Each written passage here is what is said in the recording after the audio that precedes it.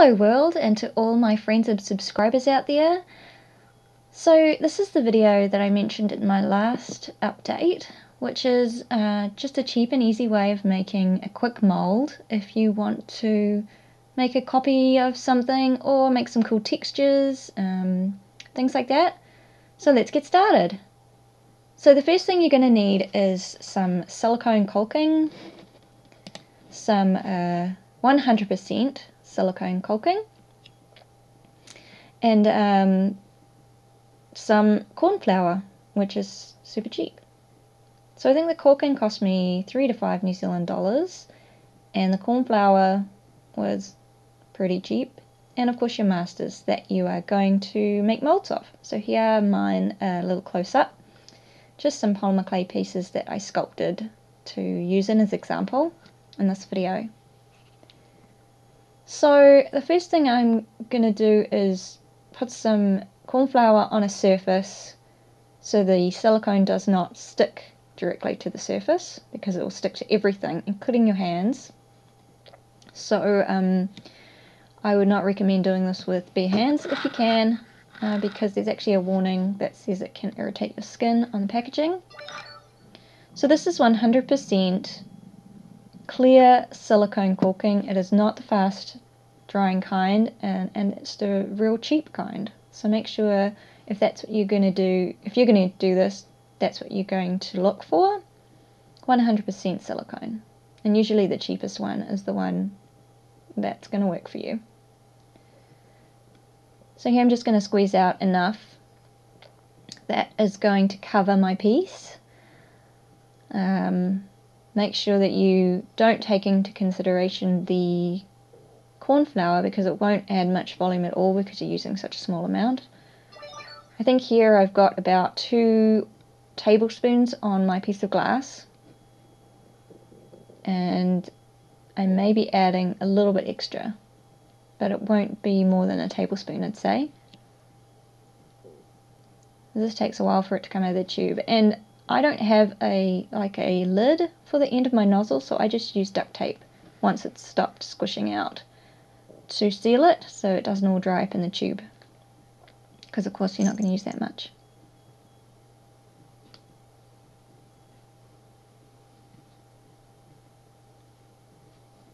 So now I'm just going to pour a little bit of the cornflour over the top, and I'm going to use this it's like a clay shaper or a clay scraper, just to mix it, because it's, like I said, really sticky in the beginning when it doesn't have a lot of cornflour on it. And you can make one of these out of like a plastic ice cream tub or something, or use a old credit card, or I don't know, something plastic. And then once it's got enough in it, I just pick it up with my hands, and it will still stick to your hands. So you just got to make sure you either put cornflour in your hands or cover the thing in cornflour so that it's not going to stick. And the more you mix it, the stickier it'll get. So basically why I'm adding the cornflour is that silicone actually cures through moisture in the air from the outside in. So what the cornflour does, it just distributes moisture that it's collected from the air throughout the whole piece of silicone, and so it'll cure evenly and a lot faster. I think my pieces were quite small, took about 10 to 15 minutes to cure. So if you leave your cornflour open for a couple of days beforehand, it'll absorb moisture from the air and it'll work a lot better. So here I'm just flattening out my piece and pushing it over my masters so I didn't have to move it around too much and make any really thin spots, which unfortunately I do on this one because I didn't use enough silicone, so I just had to move it around a little bit. But I'm pushing down the sides so that the entire piece is covered with the silicone, and press it right down so that when I flip it over to remove the mold, the top of the mold will be flush with the piece, and that'll just make it easier for molding. If it was uneven, it would be a lot harder to keep your piece even. So then I'm just going to make the top flat so that when I turn it over, it'll sit on a flat surface evenly without tipping over, which is a pain.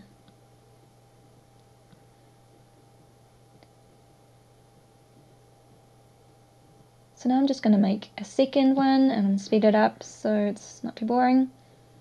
But I would suggest doing this in a well-ventilated area, because when silicone cures, it releases acetic acid, which is like a very strong vinegary smell, and it will burn your nose.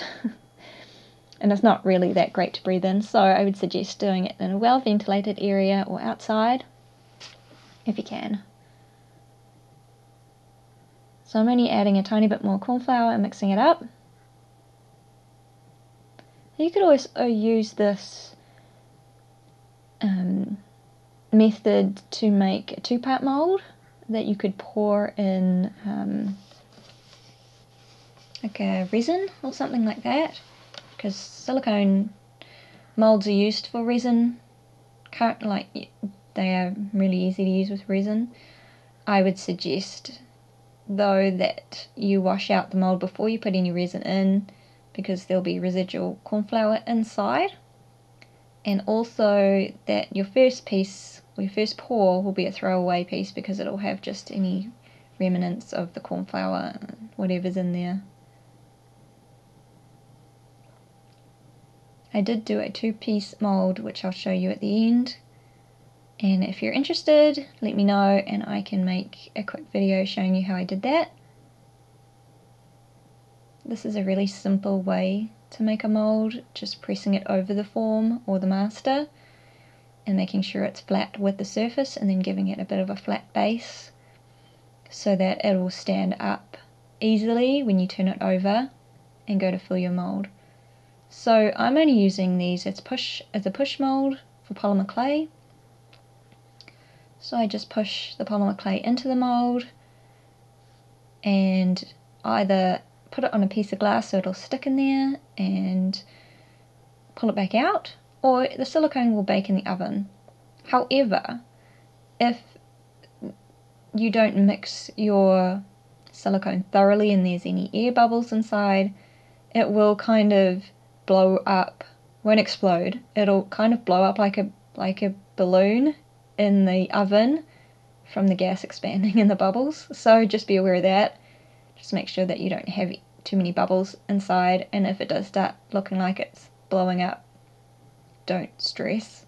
Silicone is quite fine to be heated. I'm not sure exactly how hot. It will say on the packaging of the silicone that you purchase, or it should.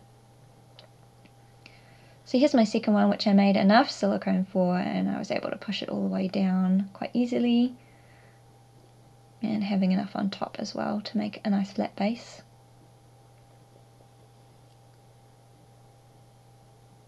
So next I'll show you how I demolded them. So these took about 10 to 15 minutes to cure. I'm not sure if I said that before, but it was really fast. And they do continue to smell throughout the curing process, and a few days afterwards as well. They'll smell a little bit like vinegar. Sorry about the really overexposed shot. I think I was doing this with a lamp and the sunshine. See how it really pops out so easy? And the molds are pretty flexible afterwards as well.